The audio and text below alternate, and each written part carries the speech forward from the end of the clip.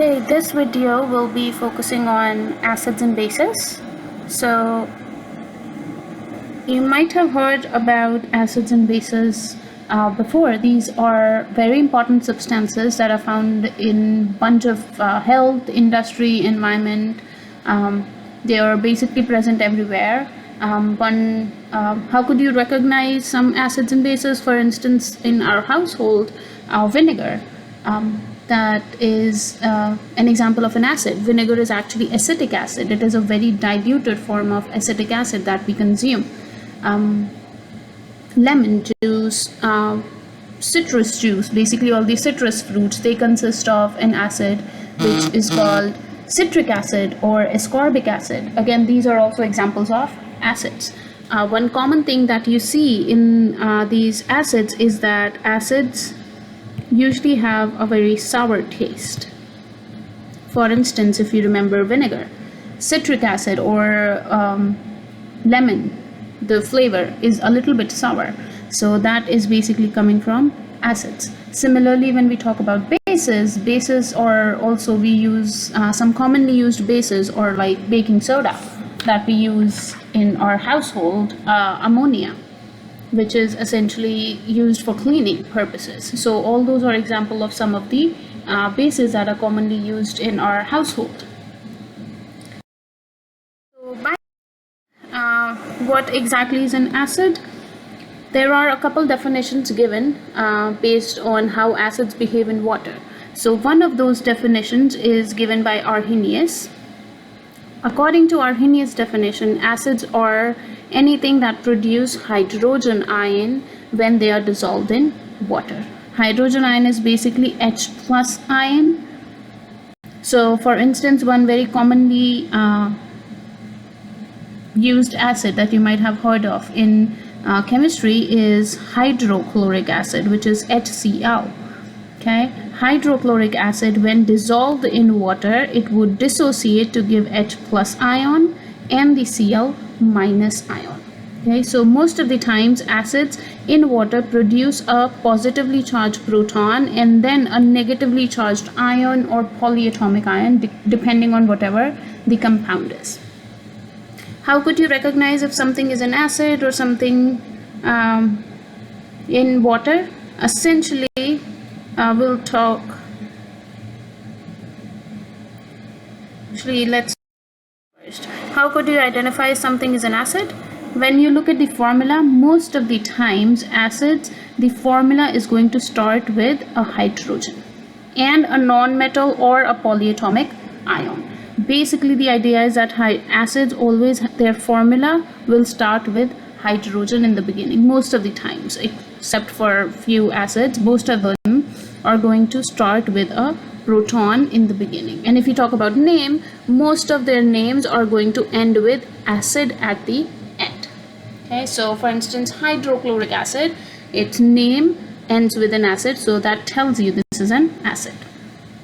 Now, how do you actually name an acid? If you look at this particular formula, it has hydrogen ion in the beginning and Cl minus, which means we know this is an example of an acid. Now, what are the rules for naming an acid? If it is basically if the acid consists of only a proton followed by a non-metal, in that case, we usually use the prefix hydro. So the name would usually start with the prefix hydro. So this portion will be named as hydro, followed by whatever is the name for this particular non-metal, followed with an ic acid. Okay, so it's just the middle name of this particular followed by ic acid. So for instance, this is hydro. This Cl is called chlorine or chlorite, right? Remember, the ion is chlorite. So we would replace the IDE at the end with ic acid. So the name would be hydrochloric acid. Okay. Other example we could think of, for instance, if we say HBr, that's another example of one of these acids. So what you see here, it starts with an H and there is a non-metal next to it, which means this is also an example of an acid. So how would the name be? It would be hydro and ion is called bromide. So instead of ide, it would be bromic acid. Similarly, you could have other acids like hydrofluoric acid, iodic acid. Okay, for instance, if we say HCN, again, you know, this is hydrogen, right, and this is cyanide ion, right? So in this case, this would be called as hydrocyanic acid. Okay, now there are also some other types of acid which have a different kind of terminology when it comes to naming them. Those are the acids with oxygen in them. Those acids are called as oxyacids. So they usually consist of hydrogen followed by a polyatomic ion which consists of oxygen in there along with some other atoms. Okay, so let's say there is an X, Y, Z, whatever, but along with that there is also an oxygen present in there. How do you name those? Basically, for naming those acids, we usually just put the name of this. In case of these acids, you usually don't have the prefix hydro. You simply just use the name of the polyatomic ion and followed by an ic acid or an us acid. Okay, what does that mean? You name the polyatomic ion, and if the name of the polyatomic ion ends with an 8, it would be changing into ic acid. Example, let's take an example which is HNO3. Okay, so if you remember, first thing you should be able to identify this is an acid, which you can see from the formula where the chemical formula is starting with hydrogen. So since here it is starting with hydrogen and there is oxygen and some other atom in the middle, that means this is example of an oxy acid. Okay, now how do you name it? There is no hydro here. You basically take name of the anion. What is the anion here? This is a polyatomic anion. If you guys remember, NO3 minus is nitrate ion. Okay, so now what would be the name of the acid? You take the name of the polyatomic ion. If the name is ending with 8, you replace the 8 with ic. So name is going to be now, nitric acid. Okay, other example is, for instance, you see this ion ClO3 minus is called chlorate, and if you see an acid like HClO3, you know this is chlorate, so name is going to be chloric acid. Okay, some other examples could be, let's say if you look at H2SO4. So in this case, what do we know? We know this is an acid because the formula starting with hydrogen, and we know this is an oxy acid because it has oxygen and some other non-metal in there, right? So what is the name of this ion? This is sulfate, which means what is the name of the acid? Here is going to be sulfuric acid. Okay, this is a little different. Here we just don't call it sulfic acid, it is sulfuric acid. Okay, so these are some of the examples of the acid naming. How do you name an oxy acid? Sometimes if your ion, polyatomic ion name ends with ite, for instance, if I say HNO2, again, it's an acid starting with hydrogen. What is the name of this ion? NO2 minus is nitrite ion, right? If this is nitrite, the whole acid is going to be called, you replace the ite with us, so it is going to be nitrous acid. Okay, for instance, another acid you see here is HClO2. Here again, you know this is an acid, and ClO2 minus is called chlorite. You can see right here, it is called chlorite ion. So if this is chlorite, what would be the acid called? Acid would be, you replace the ite with us, it would become chlorous acid. Okay, other example could be, you could take H2SO3. Again, this is hydrogen, so starting with hydrogen, it's an acid. What is this ion called? SO3 2 minus. This is SO3 2 minus. This ion is called sulfite. Okay, this is again from the naming of the polyatomic ions. If this is sulfite, what would be the whole acid called? Sulfurous acid. Okay, other example could be, let's say if I say H3PO4. H3PO4 is coming from phosphate ion. This ion is called phosphate. The name is ending with 8, so the whole acid would become phosphoric acid. Okay. Next, if we talk about H3PO3, this is also coming from, what is this ion called? This is called phosphite. So the name of the acid would become phosphorus acid. All right, so these are some of the rules of how you can identify if something is an acid when you look at the formula, or if the formula is given to you, how would you name the acids? Okay, right, so this was talking about Arrhenius acids. So what do they do? Here are some of the examples like we were talking about. Now, what we saw by definition is an acid. An acid is something that when you add it to water, for instance, if you have HCl in water, you could write it in this form. In presence of water, it is going to dissociate to give us proton, which is again ion, so it would be aqueous, it would be surrounded by water, and whatever is left over would be the next anion, and since it's also charged, it will be surrounded by water. So these are called acids. This right here, what you see, H plus, is called as proton. So most of the times you would see people don't call it a hydrogen ion, they call it a proton. So acids usually donate or they lose their proton. Okay, and what is this? Why do we call it proton? So if you think of hydrogen, hydrogen consists of, if you have just the atom, it consists of one proton and one electron and one neutron, right?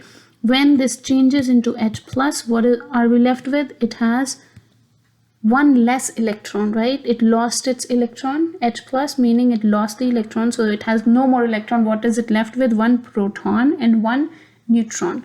Therefore it is also referred to as a proton sometimes, because it only has one proton left over. Okay, all right, so sometimes actually we write a reaction like this, but sometimes acids in water can also be written in this form. So if you take acid, you add water to it. Let's say this is liquid, this is, it could be gas or it could be aqueous, whatever you want. What would happen? This acid is going to donate its proton to water, and water is going to accept that proton. Acids, by definition, they lose their proton, they produce proton in water, right? Now what would happen? This was H2O. This HCl is going to lose its H plus and it will be donated to water. Water will accept it. It will have one extra proton, so instead of H2, it now will be H3O plus. Why plus? Because it accepted that one extra proton and that proton had a positive charge. So now the whole molecule here will have a positive charge, an ion here. Okay, this would be again, this is also sometimes interchangeably used as a hydrogen ion, because hydrogen ion by itself really doesn't exist. Whenever there is this hydrogen ion is present in water, it will be present as H3O plus. Okay, and what's left? It's same. What's left is this. This is Cl minus, which is chloride ion. This is referred to as hydronium ion. Okay, so basically proton, which is hydrogen ion, or hydronium ion, they can be regarded as the same thing. Okay, this is also hydrogen ion in water. You see the aqueous sign. This is basically hydrogen ion in water as well, which is added to water. So this actually doesn't exist. This is how it usually exists, but they are used interchangeably. So in case you see them being used interchangeably, don't get confused. Okay. All right, now let's talk about bases. So what are bases? According to Arrhenius definition, a base is anything that would produce hydroxide ion in water. For instance, you have NaOH. NaOH is sodium hydroxide. This is an example of a base. In water, what would it dissociate to give us? It would dissociate to give us sodium ion, which is Na+, and what's left over is hydroxide ion, so it would be OH minus. So if anything produces OH minus or hydroxide ions in water, that is called a base. Okay.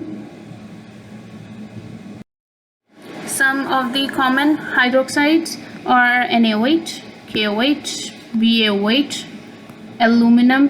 Okay, we'll come to naming AlOH whole thrice. So these are some common hydroxides producing bases. How do you name them? You simply put the name of the cation followed by name of the anion, which is hydroxide. So this is sodium ion, hydroxide ion, meaning sodium hydroxide, potassium ion, hydroxide ion, potassium hydroxide, barium ion, hydroxide ion, barium hydroxide, aluminum ion, hydroxide ion, so aluminum hydroxide. You simply write the name of the cation followed by the anion, and that is your name of the Arrhenius bases. Okay. So they would produce, the major difference between acids and bases are acids produce proton, whereas bases produce hydroxide. Instead of producing, you would sometimes see they can also be called as acids donate proton, because they produce proton, so they lost it, they gave it to somebody else, and bases donated hydroxide. Oops. Either you could say they donated hydroxide or they accept this proton. Okay, we will talk about this. Where is this acceptance? Let's keep going. So for instance, you can see here, match the following formulas of acids and bases with their names. So HNO2, remember this was nitrous acid. Why? Because this is nitrite, ite changes to us, so this is nitrous acid, so this is D. Then we have, this is a base because it has hydroxide ion, so it is going to be named by calcium hydroxide, easy, so it is E. Next we have H2SO4. Again, I know this is acid because the name is formula is starting with hydrogen. This ion is called sulfate, so it would be sulfuric acid, which would be B right here. Next we have HiO3. Here we know this is coming from a ion. Okay, so this is going, it's no longer going to be hydro because this is a polyatomic ion or oxyacid, and this is called the iodate ion, so this is going to be iodic acid, which is A. Last we have NaOH. Again, this has a OH group, meaning it has hydroxide, so it is a base. Name would be sodium hydroxide. So answer is C. Okay, next, not all the acids and base behaviors can be explained by using Arrhenius definition of Arrhenius acid and bases. Okay, we found, as more and more chemistry was explored, we found that not all bases basically consist of OH minus ion. There are some bases that do not contain hydroxide ion to donate. Therefore, another theory was given, which is called the Bronsted-Lowry Theory. So according to this theory, an acid is a substance that donates proton, and a base is a substance that accepts proton. So there is no hydroxide involved here. According to this definition, any acid, any substance that can donate a hydrogen ion or proton is called an acid, and any substance that can accept a hydrogen ion is called the base. Okay, what does that mean? For instance, if we take a look at this reaction, HCl in water, we already saw this reaction before. HCl in water, what does it do?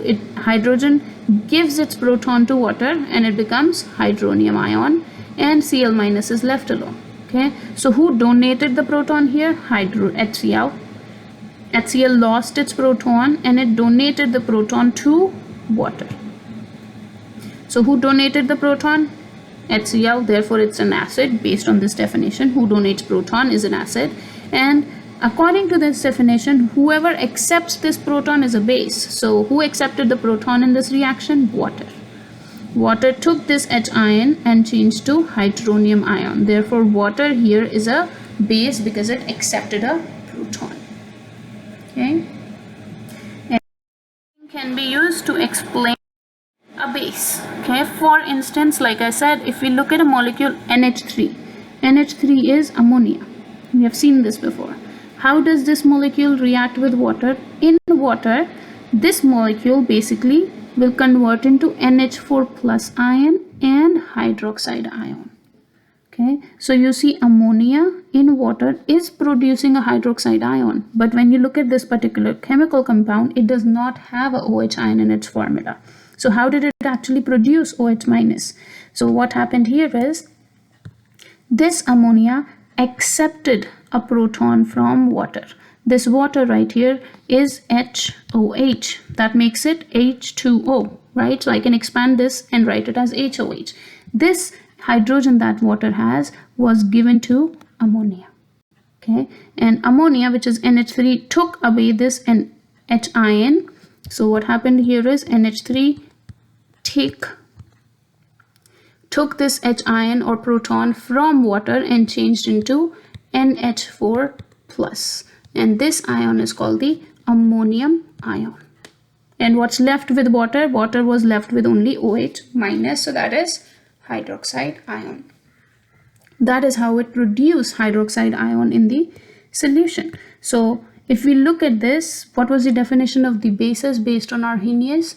We saw that anything that produces hydroxide ion is a base. So meaning this has to be a base, but I don't see a hydroxide ion in the formula. So how can we explain this? This can be explained by Bronsted-Lowry theory, which states that anything that donates a proton is acid. So here water donated the proton, which means this is a acid.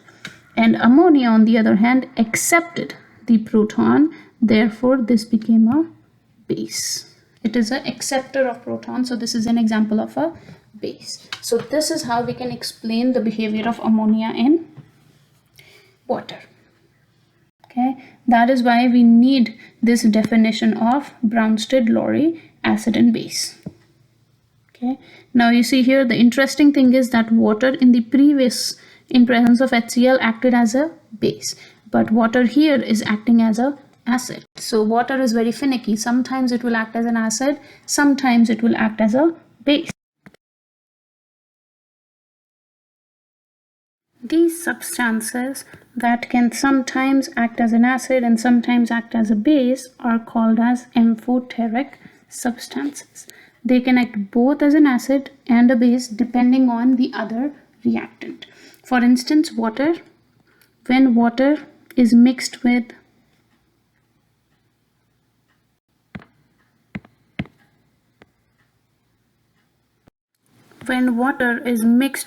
HCl, it would act as an acid. For instance, if you take HCl, add it to water, it is going to accept the proton.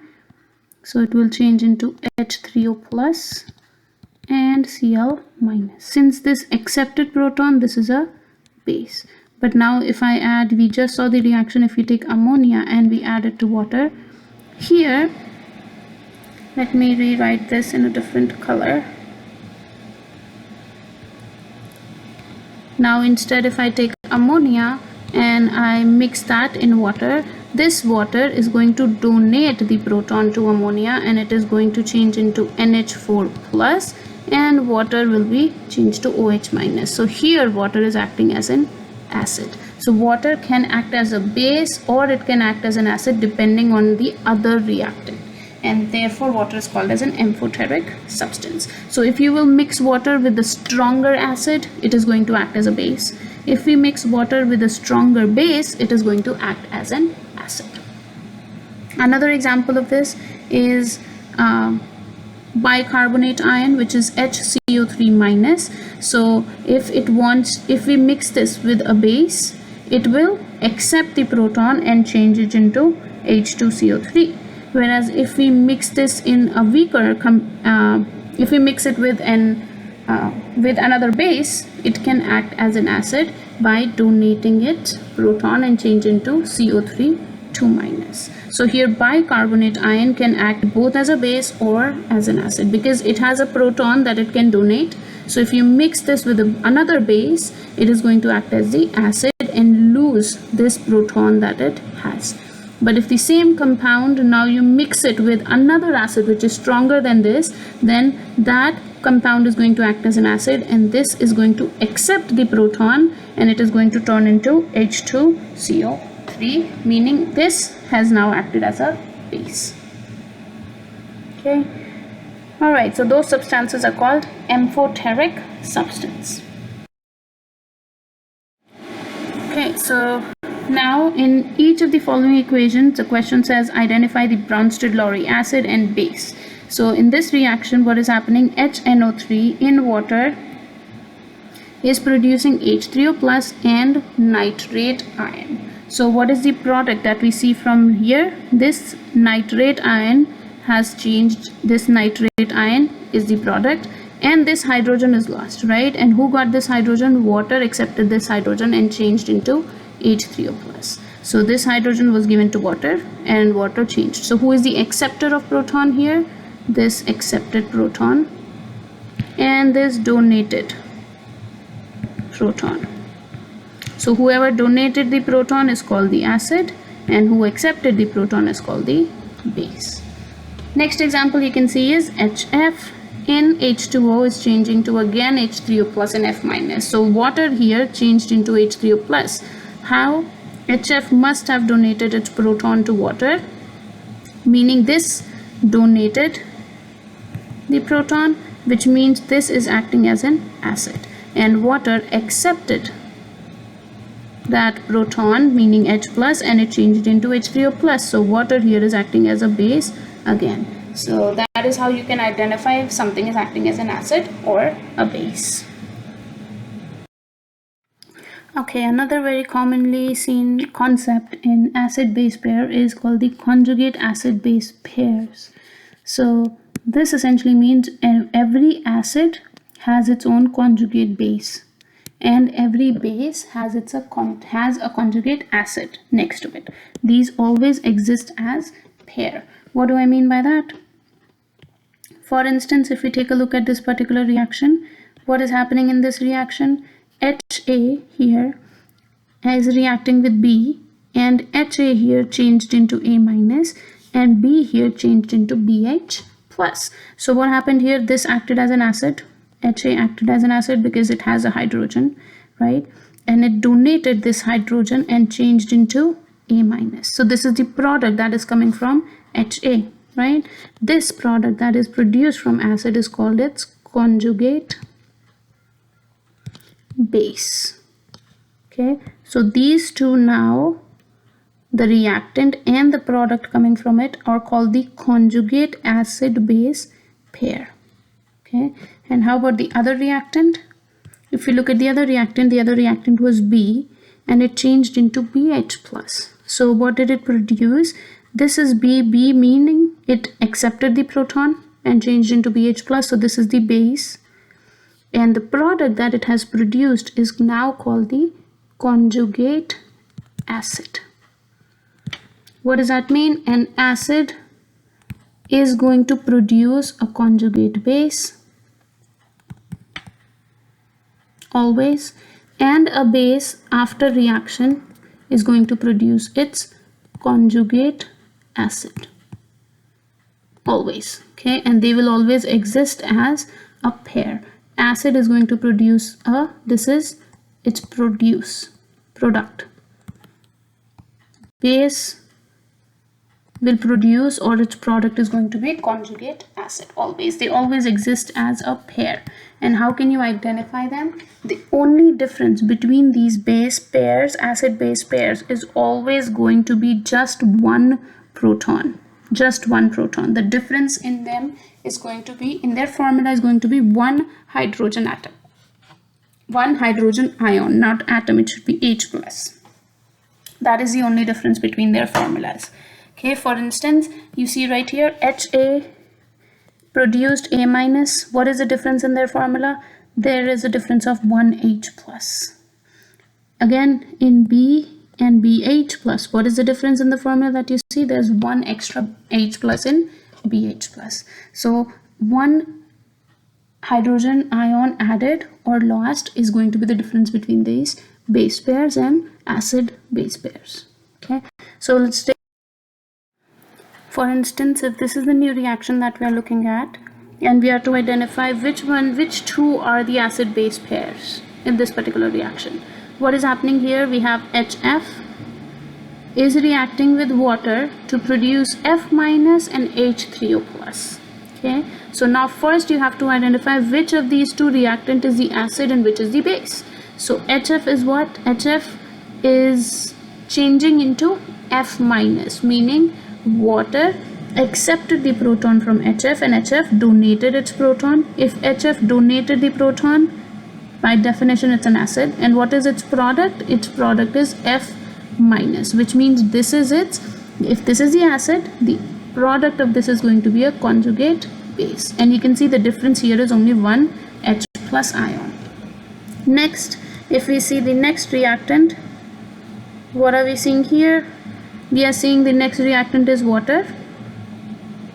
And what is the product that was produced from water? Water changed into H3O plus by accepting one more proton. So if what is this water here? It accepted the proton, which means this is the base. If this is the base, its conjugate pair is going to be called as its conjugate acid. So the two base pairs, acid base pair here are H2O and H3O plus, and the first one was HF and F minus. So these two are the conjugate acid base pairs here.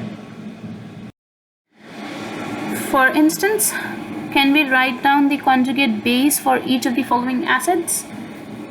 What would be the conjugate base for these acids? Remember, there is only a difference of one proton. Only thing has to be different is in the formula by one proton. Either it lost one or it gained one. How do you know if it lost or gained? If it is an acid, it is going to lose a proton. If it is a base, it is going to accept a proton. Okay, so now this is telling us these are the acids, so we have to write down their conjugate base, which means we have to lose one proton. So Br is going to change into Br minus after losing a proton. H2S is going to change into HS minus after losing a proton. Okay, H2CO3 is going to lose one proton and change into HCO3 minus. Okay, here what is important for you to remember is this is your correct answer. Okay, if you write that H2S lost both its proton and changed into S2 minus, that is incorrect. Why is it incorrect? That is not its conjugate base pair. Why? Because see, the difference between a conjugate acid base pair is only one proton, and if we write H2S and S minus, S2 minus, the difference here is two protons. So that means this is not the correct answer. Same thing here, if you say H2CO3 is the acid and it lost two protons and changed to CO3 2 minus, so these are conjugate acid base pairs. That is incorrect because the difference now is two protons and not just one proton. So this is also incorrect. Okay, next the question is asking write the conjugate acid of each of the following bases. So it's telling you this is a base, these three are bases. Can you write their conjugate acid? So simply, what do bases do? They accept proton, and there's only a difference of one proton, so we will add one proton into each of these. One proton will bring its one hydrogen and one positive charge with itself, right? So you add one proton to this, it will change into HNO2, right? How did I do that? NO2 minus plus one proton will change into HNO2, and what happened to charge? One positive and one negative cancelled each other out, and the compound is now neutral. Okay, how about ammonia? When ammonia will get one proton, it will change into NH4, and it will have a positive charge because right now the charge is 0. One hydrogen will bring one positive charge with it, and it will stay. Next is OH minus. We add one proton into this, so what would it consist of? It would have one hydrogen one oxygen, one more hydrogen, and this charge will be cancelled out because we are bringing in one proton, so one positive and one negative cancels out and it becomes neutral. What is this? HOH is essentially water. This is H2O. So this would be your conjugate acid for this particular base. Okay, now the next type of question you could expect is like this. Identify the sets that consist of acid-base conjugate pairs. Which one are conjugate acid-base pairs? So we have HNO2 and NO2 minus. That would be an acid-base pair. Why? Because this has one extra proton, this has one less proton. Only thing you're looking for is there should be a difference of one H plus ion. Again, H2CO3 and CO3 minus. That is not correct because this has a difference of two protons. HCl, HClO4 minus. That is also not correct because this has a difference of a proton and some more oxygens. Oxygens are not involved here. There's only difference of one proton. Next we have H2S and HS minus. There is again a difference of only one proton, which means this is correct answer. Last we have ammonia and ammonium ion, which is also correct because there's only difference of one proton. So these are also conjugate acid-base pairs. Right? Okay, the next question is identify the conjugate acid-base pair in the following reaction. So again, you look for the reactant and find what is the product coming out of that reactant. Okay, so in this case, we will try to identify them. So what are the reactants that we see? I see HNO3 here reacted with ammonia to produce NO3 minus. So this has changed into NO3 minus, which means it lost its proton, so it donated the proton. So this is acid and its product is going to be its conjugate base. So one conjugate acid base pair is HNO3 and NO3 minus. How about the second one? The second that we see is ammonia, and here ammonia changed into ammonium ion.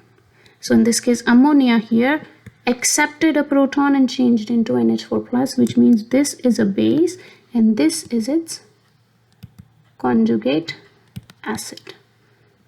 Okay, so this is the second acid base pair in this particular reaction. There will always be two acid base pairs in a reaction like this, where there are one acid and one base reacting with each other. Okay. Now we'll talk about the strength of an acid and base. Now, if you remember, if you work in a chemistry lab before, you might have heard that, okay, this is HCl, this is a very strong acid, you need to be very careful with this particular acid. You don't want to get it on yourself. Why? Because it will burn you. Whereas at the same time, we drink acetic acid, right? We consume acetic acid and it doesn't burn us. Why is that? Because that depends on the strength of an acid or the base. Strong acids are the ones that will completely dissociate in water to form H3O plus. So meaning if you add some HCl into water, HCl is a strong acid. If you add HCl into water, it is going to completely dissociate to produce H ion and Cl minus. Okay. Whereas if you take a weak acid, for instance, if I take acetic acid now, acetic acid on the other hand is not going to completely dissociate. Acetic acid is essentially, again, I do not expect you to remember or memorize this formula. Acetic acid is this.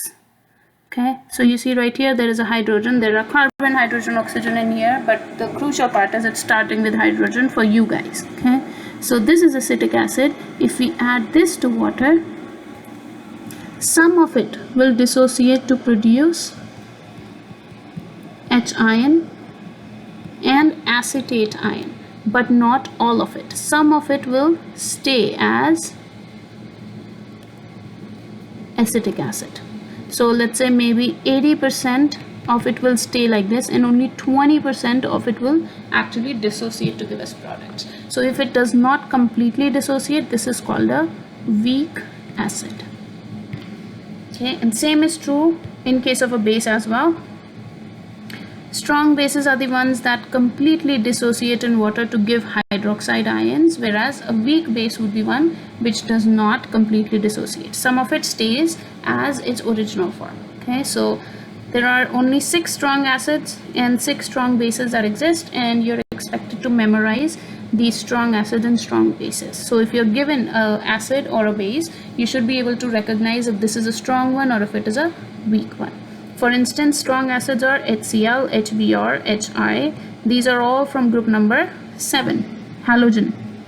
Then we have nitric acid, sulfuric acid, and perchloric acid. These are 6 acids that are strong acids. Strong base again are also from group number 1 and group number 2. So for instance, you can see lithium hydroxide, sodium hydroxide, potassium hydroxide. These are all group number 1. Group number 2 are barium hydroxide, calcium hydroxide, and strontium hydroxide. These are the bases, okay, which are very strong bases. Rest outside of these acids and bases, if you see anything, you could regard those as weak acids and weak bases. Okay. We already looked at the definition right here. So weak acids are the ones that form small amounts of acid, H ion, and weak bases are the ones that do not completely dissociate again. They only accept proton. Some of them would accept proton and some of them are going to lose hydroxide ion. Okay, so for instance, you can see acetic acid. It's the same formula that I wrote before. This is just an expanded formula of acetic acid. So this is acetic acid is slightly dissociated. You can see right here the arrows are showing you that only some of it will go in the forward direction. Okay, similarly ammonia is a weak base. Only some of it is going to turn into ammonium ion. Most of it will stay as ammonia.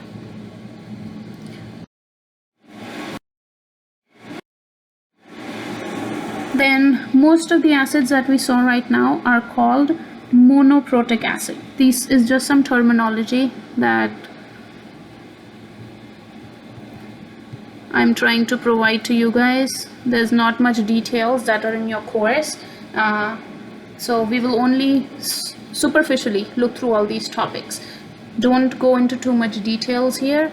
Even if your book mentions too much stuff in detail, only stuff that I'm covering in this particular lecture is what you need to know.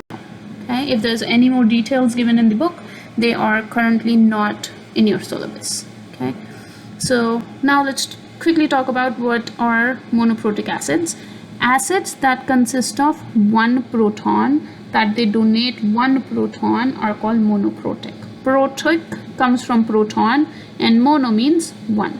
For instance, HCl is a monoprotic acid. It can only donate one proton at a time.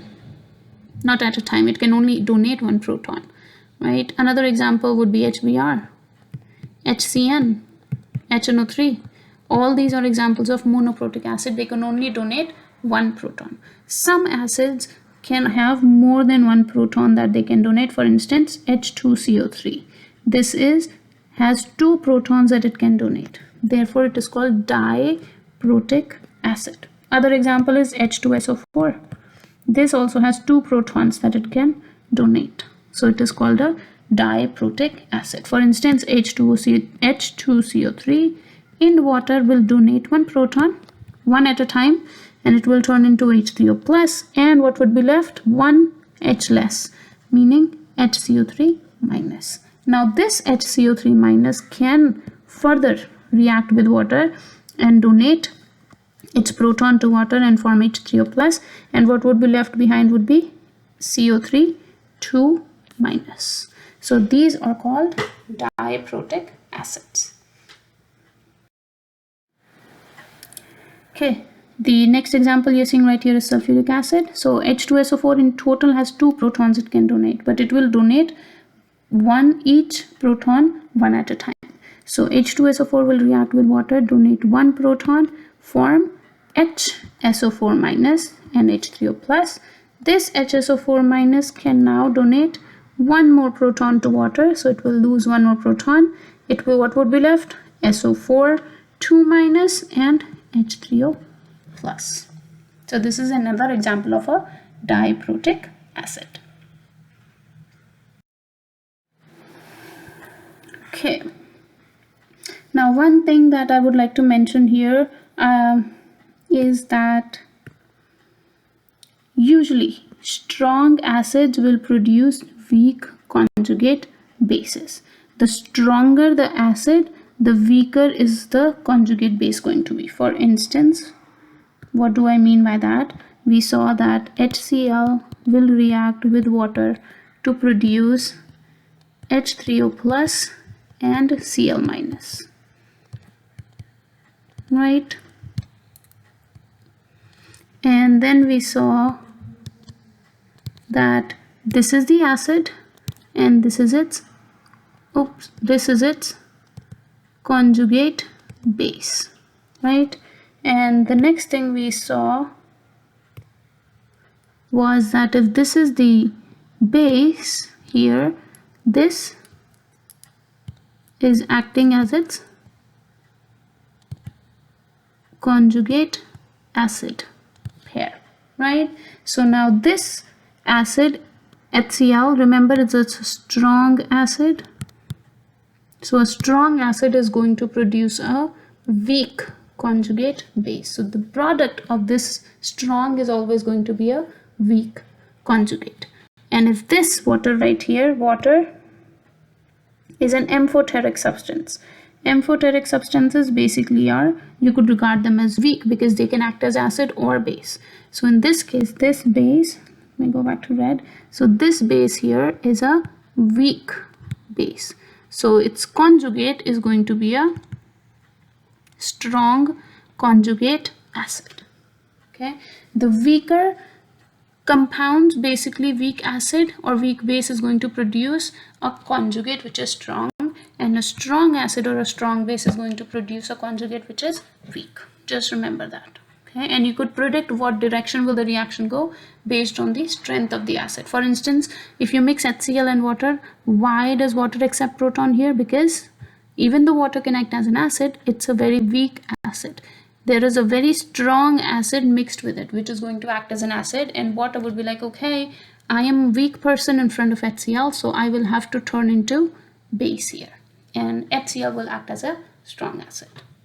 Okay, whereas at the same time, if now you take NH3 and you add it to water here, the products are going to be NH4 plus and OH minus. Why? Because here ammonia will act as a base and water will be an acid. Water is a stronger acid than ammonia. Therefore, water will act as an acid and it will donate its proton to ammonia. So you could predict which direction would the reaction go based on the strength of the acid and its conjugate pair.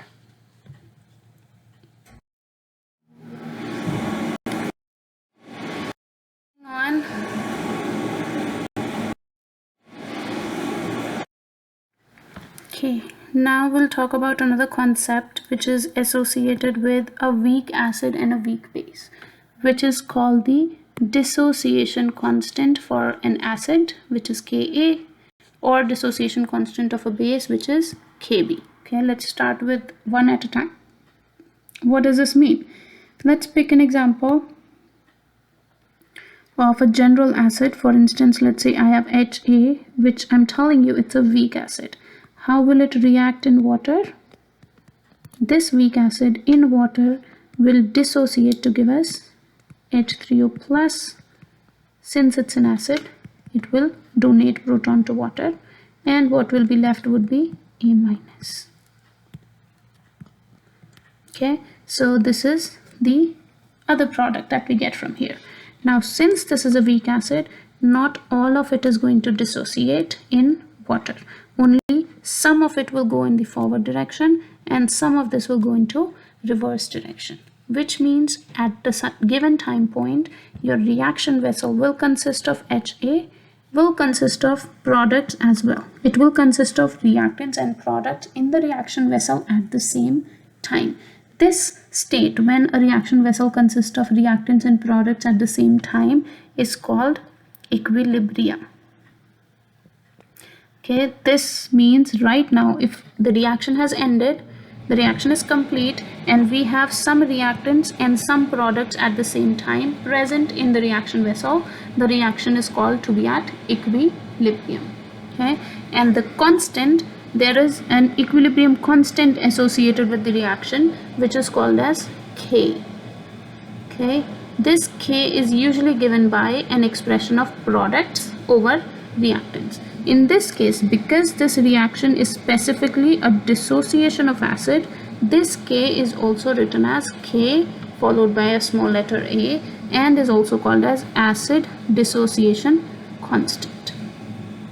Okay, why? Because this is specifically the reaction of dissociation of an acid. So this is given by products, which is concentration of product, which is concentration of H3O plus times concentration of A minus divided by concentration of reactant, which is HA. In this case, only reactants and products that are either aqueous or gas are included in the expression of Ka. Only aqueous or gases. If anything is liquid or solid, it is not included. Okay, for instance, in this case, we did not include water in our reaction expression here. Why? Because water is liquid. So Ka is given by products over reactants. Concentration, whenever you see this square bracket written in a chemistry notebook or somewhere, that means we are talking about concentration of that particular substance. Okay, so here when I write this H3O plus in square bracket, I'm talking about concentration of H3O plus ion or concentration of A minus ion divided by concentration of HA. This is expression of acid dissociation constant. Okay, so if this expression Ka is a big number, what does that mean? That means we have higher concentration of the numerator, right? If it's a big number, it means my numerator is big and denominator is a small number, which means we have more concentration of products and less concentration of the reactants, which means the reaction has gone more towards the products. More of HA has converted into products. So this tells you about the strength of an acid. So if the Ka value is big, that means the acid is strong.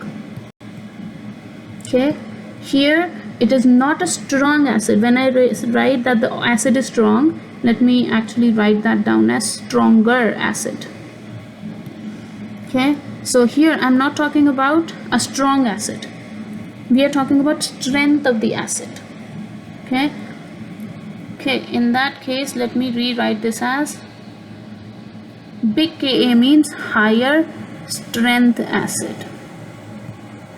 Okay, here again we are not talking about a strong acid. Remember, acid dissociation constant is only an expression which is written for a weak acid. So here HA is a weak acid, but let's say I'm comparing 2 or 3 weak acids, and now I want to see which one is stronger out of those 3 weak acids.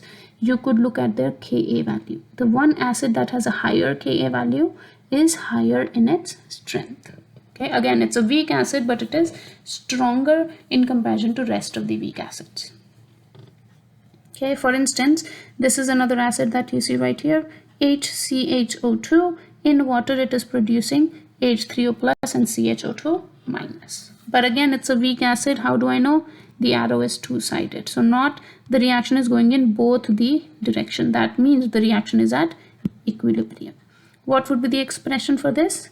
Ka is going to be H3O plus product times the concentration of second product, which is CHO2 minus, divided by concentration of reactant, which is HCHO2, and water here is not included because it's a liquid.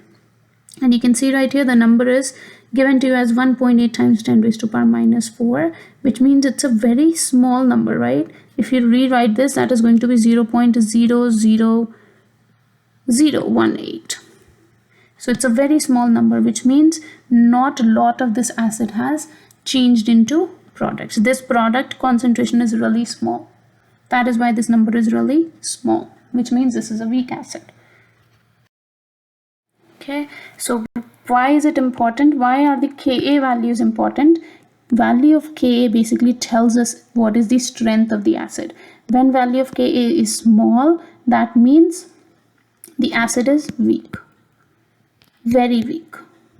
Okay, when the value of Ka is large, that means the acid is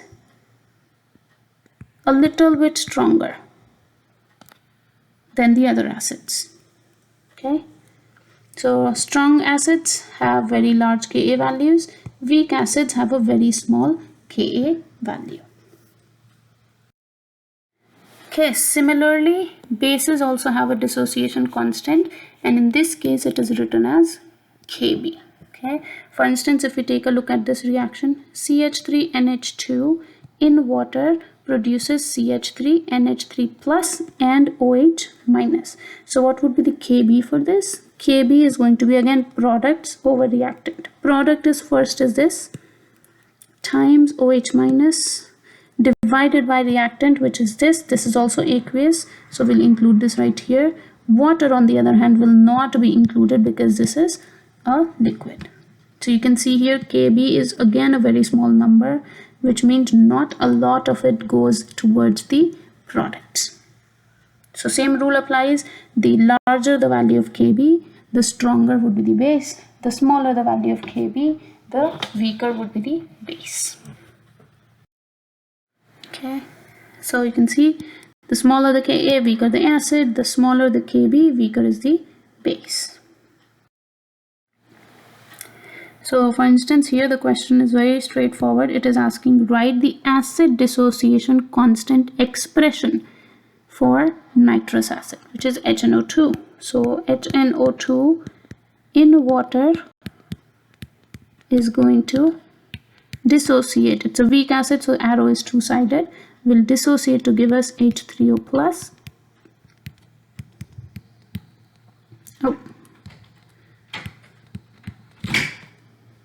And NO2 minus. So what would be the expression here for acid dissociation, meaning Ka would be again product. Remember, it is always irrespective if it's acid or base, it is product concentration over reactant concentration. Okay, so it is going to be product is H3O plus, which is aqueous, so I include it. The next is NO2 minus, so we include that as well. And these are in multiplication, right? If I don't write anything in between, it means we are multiplying them. Divided by reactant. The first reactant is HNO2, which is aqueous, so it will be included. The second is water, so we don't include it because it is liquid. Okay, now the question is asking consider the following acids and their dissociation constant. So this is one acid given to us, H2CO3. Ka value is given to us. HS minus, Ka value is given to us. The question is asking which is a stronger acid, H2SO3 or HS minus. So which one would be the stronger acid? Remember, the one that has a higher Ka is stronger, or a higher or a larger Ka. Which one is larger Ka? The first one is larger because the 10 to the power negative 2, which means this is a bigger number. This is 10 raised to the minus 19, so this is a very small number compared to the above. So the answer here is going to be H2SO3.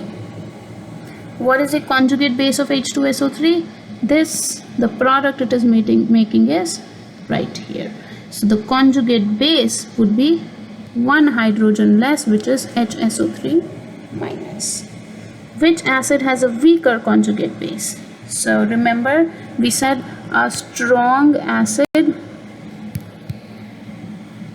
produces a weak conjugate base. So now the question is asking which one is a weaker conjugate base, which means the stronger acid base is weak. The stronger acid conjugate base is weak. So which one is stronger acid? This is the stronger acid, so its conjugate base is going to be weak, which means HSO3 minus is the weaker one. Okay. Which acid has a stronger conjugate base? A stronger conjugate base will come from a weaker acid. A weak acid produces stronger conjugate base. So which one is the weaker acid? The weaker acid was this. So the answer would be this, HS minus. Okay, so sorry, the answer for C is going to be which acid has a weaker conjugate base. This is the acid. The question is not asking about which is the weaker base, it's asking which acid produces a weaker base. So your answer for this is H2CO3. Okay, next question is which acid produces more ions. So you can see right here, this acid is also producing one hydronium ion, one HSO3 minus ion. This is also producing one hydronium ion and one S2 minus ion. So if we are just comparing these two reactions, the answer would be same. Okay, so if I don't ask you specifically that anything else, then if the question doesn't specify anything else, it means it's just asking you to compare these two reactions, not a further dissociation. Okay, all right, moving. Let's quickly talk about water.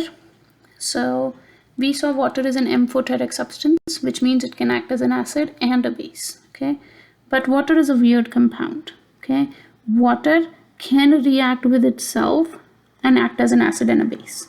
Okay, what happens here, if you take one water molecule, react with another water molecule, one of these will act as an acid and one of them will act as a base. For instance, let's say this is acid, this is base. What do acids do? Acids donate proton. What do bases do? Bases accept the proton. So this would accept the proton, this would donate the proton. If it donates the proton, it would become OH minus. And this, let's rewrite this in a different color.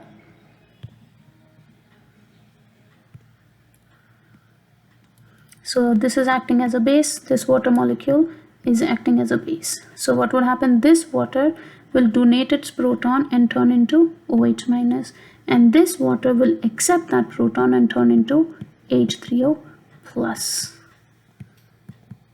Okay, so water can basically just interact with itself. It can act as an acid base with itself. And this, if now you were to write down the K expression for this, the equilibrium constant expression for this, let's say K for this is going to be what? It is going to be product, which is OH minus, times the other product, which is H3O plus, divided by reactant, which is water, but it's liquid, so we'll not include it. This is also liquid, so we'll not include it. Essentially, what are we left with? Just this. K for this reaction is going to be OH minus times H3O plus concentration. And since this is specific for dissociation of water, this is called as Kw. Okay, this is dissociation constant of water. This is specific for dissociation of water, where water reacts with itself, and therefore it's called Kw. So this is called as dissociation constant of water, which is Kw is OH minus times H3O plus. And it's very well known that this value of Kw is 1.0 times 10 raised to power minus 14. How we got to this, you don't have to worry about this, because we did not go over the chapter of chemical equilibrium. It was out of your syllabus, so it's a little tricky for you to understand how this number was obtained. But just understand that Kw comes out to be this particular number. Okay, so right here Kw is 1.0 times 10 raised to power minus 14. This is a number that you should memorize. And similarly, what's the formula for Kw? Kw is always H3O plus times the OH minus ion concentration. Always. This is whenever there is just pure water.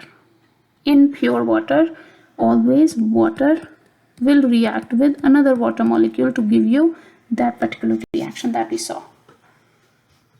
Okay. All right. So now what happens if in this water, if it's not pure water, let's say I added some HCl into it. When you add some stuff into it, this value, which is the concentration of proton and OH minus, changes.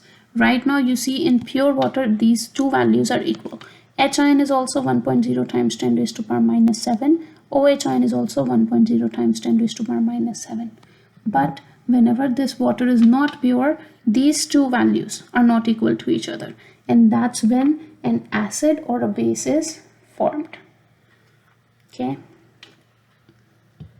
And that level of acidity or basicity of a compound is given by a scale which is called pH scale. Okay, whenever something changes, whenever this value of this H ion or OH ion concentration changes in water, a solution becomes either acidic or basic, and its acidity or basicity is given by a scale which is called the pH scale. Okay. What is the scale exactly? So for you guys, this scale basically has this particular meaning. Okay, it is a measure of acidity or basicity of a solution. Okay, pH scale. It is a measure of acidity or basicity. So value of pH will tell you if a solution is acidic or basic, and that scale is basically lies between the value of 0 and 14. Where did we get this 14 from? This is coming from Kw. Kw is 1.0 times 10 raised to power minus 14, and this 14 basically is telling you this scale. This is giving you the maximum value of pH scale. It lies within value of 0 and 14. Okay, this is pH value. What is the midpoint of this? Midpoint is 7. This is the pH of pure water. Whenever there is pure water where H ion concentration is equal to OH ion concentration, we get a pH of 7. This is in presence of pure water. But if your pH lies anything between 0 and 7, pH lies between 0 and 7, that solution is called acidic solution or acid, meaning an acid will always have a pH less than 7. Okay, so it should not be equal to 7, it will always be less than 7. Let's rewrite this in this form. If your pH is less than 7, it is always going to be acidic, meaning the pH will lie between 0 to 7. If the pH is greater than 7, or if it lies between 7 and 14, then the solution is called basic solution. Okay, a solution is acidic when pH is less than 7. A solution is basic when pH is greater than 7. So at pH 7, it is pure water. H ion concentration is equal to OH ion concentration. But when solution is acidic, H ion concentration is greater than the OH ion concentration. And when solution is basic, H ion concentration is less than the OH ion concentration, or you can say OH ion concentration is greater. Okay, and at 7, both the concentrations are equal to each other. So whenever H ion concentration is more, solution is acidic. Why? Remember, acids donate pH. And whenever OH ion concentration is greater, the solution is basic. Why? Remember, bases produce OH ion. That's one easy way to remember this. Okay, and when the pH is between 0 and 7, it's acidic. When pH is between 7 and 14, it is acidic. When pH is 7, it is neutral. pH 7 is called a neutral solution, and that is usually water. Just pure water is neutral. So now let's say if the question is asking, what do you predict? What would be the pH of HCl solution? HCl, you know, is hydrochloric acid. It is acidic, meaning the pH will be less than 7. What would be the pH of sodium hydroxide? Sodium hydroxide is a base, which means the pH will be greater than 7. What is pH of water? Neutral, 7. That is the of pH. Okay, and what is this? How did we calculate these values? Basically, this is the formula for pH.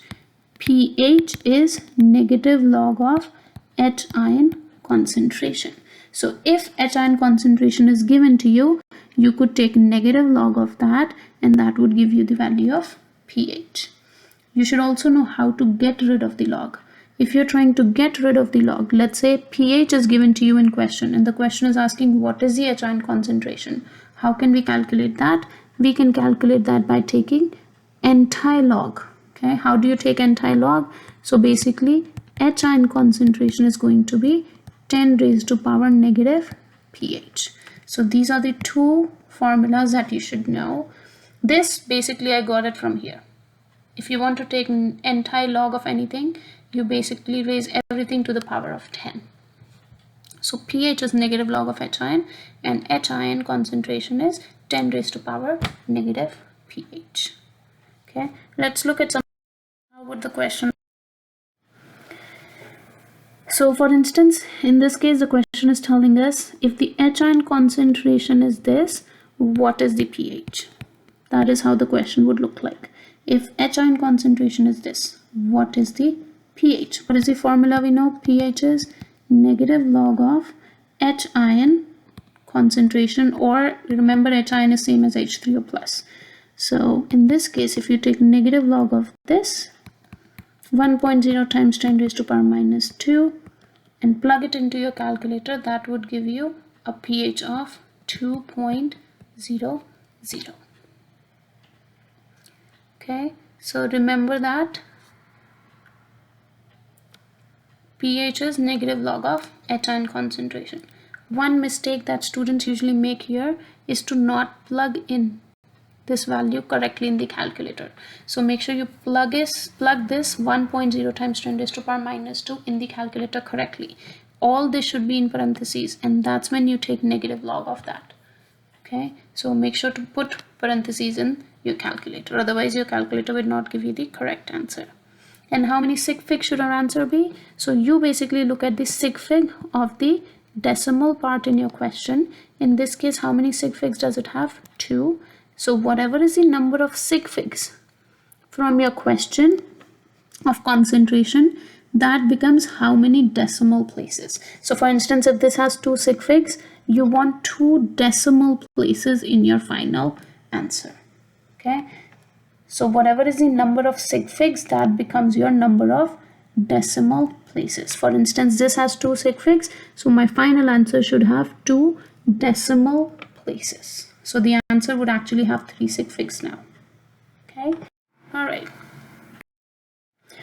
So for instance, a question like this: if a solution of aspirin has H ion concentration of this, which is 1.7 times 10 raised to power minus 3, what is the pH of solution? Again, H ion is given to us. Question is asking what is pH. So remember, pH is negative log of H ion concentration. So you simply plug in the value right here, log of 1.7 times 10 raised to power minus 3. If you plug this into calculator, it is going to give you 2.77. Okay, now how do I decide sig figs? This has 2 sig figs. So my final answer should have 2 decimal places. Okay, therefore this has to end with 2.77, 2 decimal places. Next question is like this: find the pH of a solution with H ion concentration of this. Again, we'll do pH is negative log of 4.0 times 10 raised to power minus 5. If you plug this into your calculator, it would give you 4.3979 something something something. How many sig figs? This has 2 sig figs. I want my final answer to have 2 decimal places. Okay, convert these sig figs into decimal places. So my final answer has to end right here, which means it will be 4.3. Actually, it will turn into 39 will turn into 40. So final answer would be 4.40 would be my pH of this solution. Right? Okay. Just giving you how to calculate the H ion if pH is given. So for instance, determine the H ion concentration for a solution that has pH of 3.42. So here pH is given to you. pH is 3.42. The question is asking what is H ion concentration. Remember, pH is negative log of H ion concentration. So if I'm solving for this, I need to get rid of log. How do you get rid of log? Just put everything to the power of 10. If you can't remember that, just remember H3O plus is 10 raised to power negative of pH. Negative of pH. Use this formula if you can't remember how to get rid of anti-log or how to take anti-log. So what would be our H ion concentration based on this? H ion would be 10 raised to power negative pH, which is 3.42. Plug this into your calculator. It is going to give you your answer in form of a scientific notation or a decimal form, and it would come out to be 3.8 times 10 raised to power minus 4 molar. Okay, so that would be our final answer for this particular question. Alright, usually remember, calculator might give you an answer like this. Whenever you see a power like this, exponent is negative 0.4, that means this is 10 raised to power negative 0.4. Okay, so you should know how to work with your calculators that you're using. Okay, now finally we'll talk about certain types of reactions that usually acids and bases undergo. So for instance,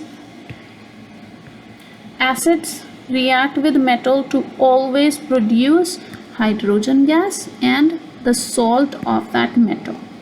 Okay, this is always how these acids react. Acid would react with metal to produce some hydrogen gas and salt of the metal. So this can be helpful in predicting the products of the reaction. For instance, if you take 2 potassium or potassium metal reacts with HCl. So you know HCl is an acid and potassium is a metal. It's far left on the periodic table.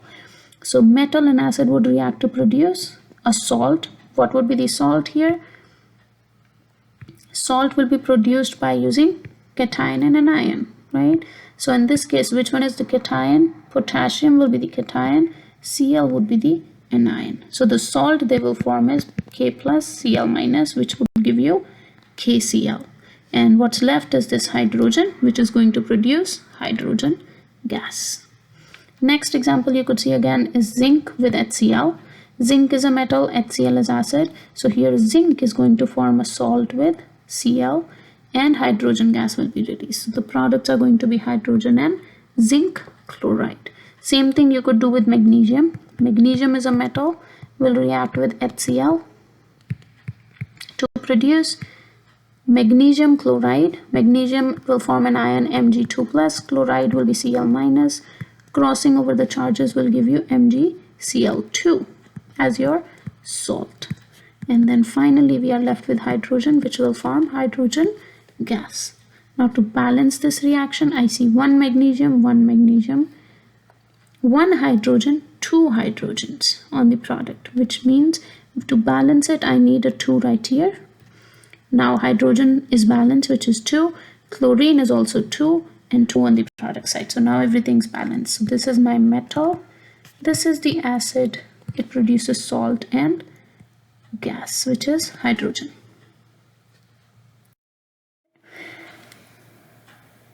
Next kind of reaction is when your acid reacts with any carbonates or bicarbonates. They usually produce carbon dioxide, salt and water. Okay, again this is something that I'll not probably ask you a question about, but how is this reaction happening? So HCl is going to, this is an example you could say of double displacement. So calcium will form a product with chloride and hydrogen will form a product with carbonate. What would be the products? Calcium with chlorine will give you calcium chloride, and hydrogen and CO3 will give you H2CO3. This will further dissociate to give you carbon dioxide and water. So you see here, this H2 with one of the oxygens will form water and carbon dioxide, and that's why you see these carbon dioxide and water right here, and this is calcium chloride. This is happening because carbonic acid, that is a product in this reaction, is very unstable. It usually dissociates to give us carbon dioxide and water. Okay. Same is true when instead of carbonate it's a bicarbonate ion. Moving on, the next reaction is called a neutralization reaction. This is a reaction that happens between acids and bases. Whenever acids and bases are reacted with each other, they are always going to produce salt and water. Remember this, acid plus base react to each other to produce salt and water. Okay, for instance, HCl with NaOH, hydrogen from here will react with OH minus or hydroxide from the other side to form HOH, which is water, and Na and Cl will react with each other to form salt, which is NaCl. Okay, so this is a usual reaction between acids and bases, always. Now, why is it called neutralization reaction? So acids have a pH less than 7, bases have a pH greater than 7. What do they produce finally? They are producing water, which has a pH of 7. So here acid and base are reacting with each other to neutralize each other effect, and the final product is a neutral compound. So this reaction is usually referred to as a neutralization reaction. So they are neutralizing effect of each other. The last thing that I want to mention, because this might show up in one of your labs, is called an acid-base titration. So titration is a technique which is used in lab, very commonly used in lab, to determine the molarity of an unknown compound. If we have an unknown compound, we don't know what is the concentration of that. We can determine that by using a technique which is called titration. Okay, so in this case, how does this actually work? So for instance, let's say we have a unknown amount of acid and unknown concentration. This is an unknown acid which we don't know what is the concentration of. The pH of this solution is going to be less than 7. This is an acid which the concentration is not known. Okay, we want to figure out what is the concentration. This can be done by titrating this unknown acid with a known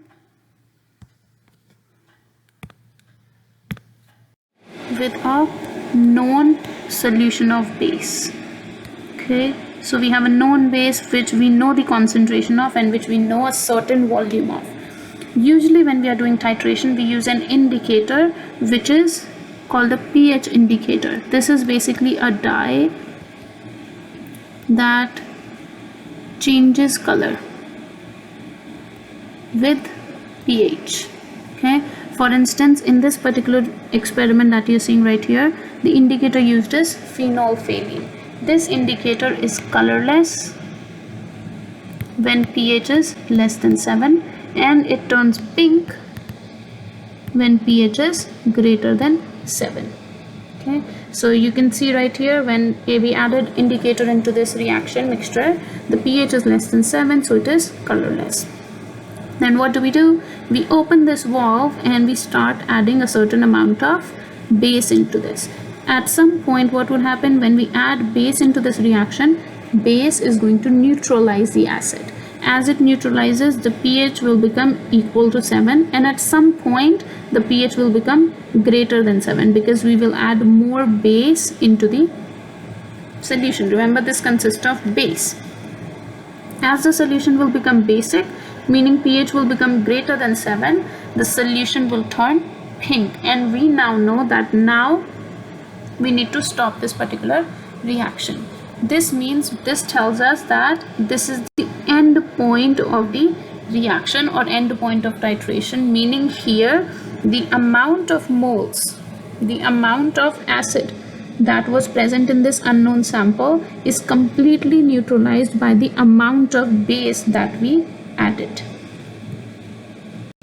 Okay, so amount of acid here is equal to amount of base. That is the end point of a titration. How can I figure out the amount of acid or amount of base? Amount can be written in terms of moles. Remember, moles of acid can be equal to moles of base. And if you guys remember a formula we saw in solutions, that molarity is moles over liters.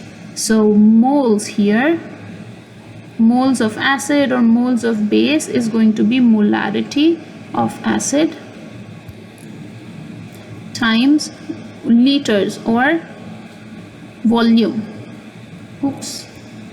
Volume of the acid, right? So molarity is moles over liters, or I can write it as volume, right?